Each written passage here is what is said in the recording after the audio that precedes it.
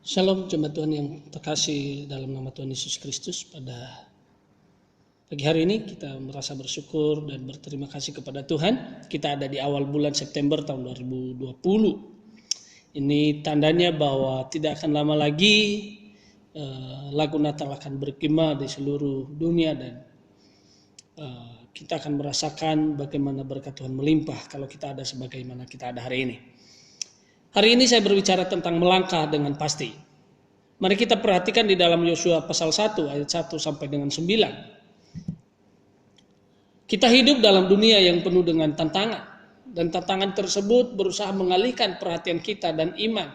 Dari iman kepada hal-hal yang semu atau yang bersifat sementara. Atau hal-hal yang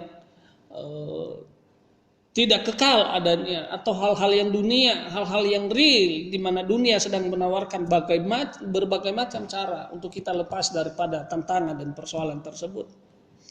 Ada dua macam orang Kristen yang menjalani hidup di dunia ini.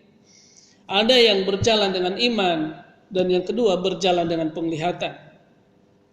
3 kali Tuhan merespon kegentaran Yosua dengan kata, kuatkan dan teguhkanlah hatimu. Agar Yosua kuat. Karena kuasa Tuhan dan jaminan kemenangannya, memang Yosua sudah 40 tahun menjadi pembantu Musa. Namun menggantikan Musa tidaklah enteng bagi Yosua. Menggantikan pemimpin bukanlah gampang bagi Yosua. Lalu bagaimana melangkah dengan pasti? Yang pertama adalah berpegang pada janji Tuhan.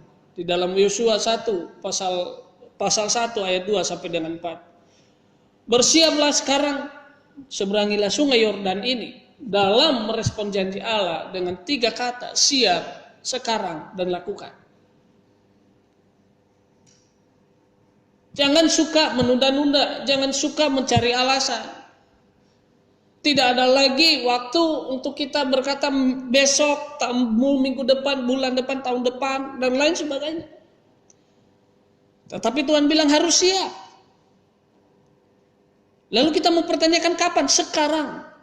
Sekarang tidak ada lagi waktu untuk kita menunda, untuk kita memiliki alasan, berbagai macam alasan untuk kita tidak melakukan apa yang menjadi perintah Tuhan. Lakukan perintah Tuhan. Yang artinya menuju negeri yang telah kujanjikan kepada mereka, yaitu orang-orang Israel. Kau harus siap sekarang dan melakukan. Untuk apa? Melakukan tindakan, melakukan perjalanan untuk menuju kepada satu tempat di mana Allah berjanji bahwa ada susu dan madu di sana, ada kekuatan di sana, ada kesehatan di sana, ada yang kelimpahan di sana, dan tidak ada lagi tangisan air mata di sana. Tidak ada tawar-menawar, harus respon dengan konkret dan aktif. Dengan bersandar pada janji Allah. Yang kedua adalah percaya diri. Di dalam Yosua 1 ayat 9. Bukankah telah kuperintahkan kepadamu, kuatkan dan teguhkanlah hatimu.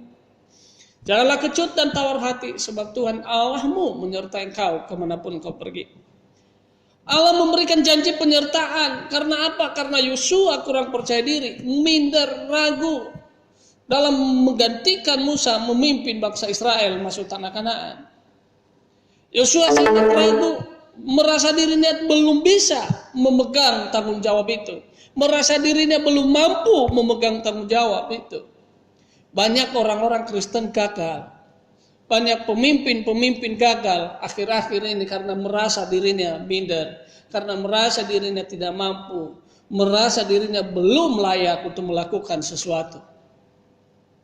Banyak orang-orang Kristen yang hanya berputar di dalam lingkup kehidupannya sendiri karena dia merasa bahwa dia tidak mampu untuk keluar dari kehidupannya. Dia merasa bahwa dia tidak mampu, dia belum bisa untuk keluar daripada zona kehidupannya yang dialami, yang dia nikmatin sampai dengan detik ini dengan berbagai macam alasan dalam hidupnya. Dia bahkan bisa mengaitkan keluarganya, bisa mengaitkan rumah tangganya, dia mengaitkan siapapun dalam hidupnya. Tetapi itu hanya alasan-alasan yang bersifat sementara. Tetapi Allah ingin di sini kita untuk kita benar-benar berpegang pada janji Tuhan bahwa Dia akan menyertai, Dia akan melindungi kita sampai kapanpun, sampai kita masuk dalam tanah Kanaan sebagai tanah perjanjian. Itulah sebabnya janji-janji Allah diperlukan bagi kita. Itulah sebabnya janji Allah diperlukan bagi Yosua, supaya Yosua kuat dan hatinya benar-benar teguh untuk maju dan siap menggantikan Musa untuk memimpin bangsa Israel.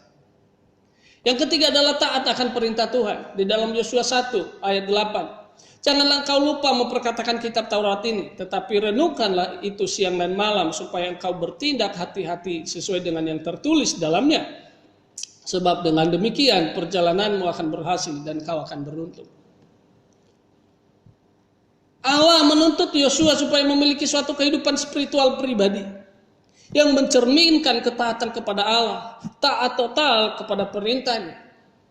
Kehidupan kita harus mengenal dan bergaul dengan firman Tuhan dan melakukan firman itu dengan segenap hati, sehingga hidup kita selaras, seimbang dengan firman Tuhan.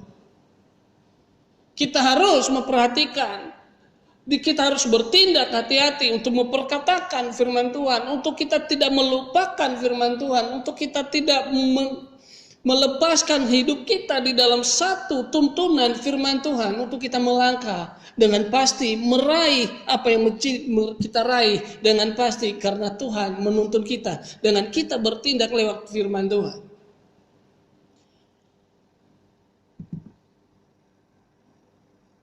Bapak Ibu kasih dalam Tuhan, langkah-langkah kita ditentukan oleh ketaatan kita dan pada firman Tuhan. Karena yang menuntun langkah kita adalah firman Allah. Orang yang menjadikan firman Tuhan sebagai tuntunan langkah hidupnya, dia akan pasti berhasil. Sewaktu kita memikirkan masa depan kita hendaknya dipenuhi dengan iman dan pengharapan. Percayalah bahwa Tuhan pemilik segalanya, memegang kendali apapun yang terjadi dalam kehidupan kita. Dan Dia tak pernah gagal dalam hidup saudara. Dalam merencanakan segala sesuatu yang pasti dalam hidup saudara, Dia tidak pernah gagal. Melangkahlah dengan pasti bersama janji penyertaan Tuhan. Jangan takut dan gentar terhadap situasi, kondisi yang sekarang kau hadapi, yang ada di sekeliling kita, ada di sekeliling saudara. Tetapi percayalah bahwa Tuhan tetap menyertai kita. Tuhan tetap melindungi kita. Dia tidak pernah meninggalkan kita. Sedetik pun Dia tidak pernah meninggalkan kita. Dia selalu bersama dengan kita. Dia selalu menuntun hidup kita untuk kita meraih yang namanya janji-janji penyertaan Tuhan dalam hidup kita. Mari kita tundukkan kepala kita bersama-sama. Saya undang pemain musik untuk maju ke depan. Kita angkat lagu ini. Firman-Mu pelita bagi kakiku dan terang bagi jalanku. Kita merenungkan firman Tuhan. Cintai firman Tuhan. Taati firman Tuhan, lakukan firman Tuhan dalam hidupmu. Maka langkahmu akan dipimpin oleh firman Tuhan.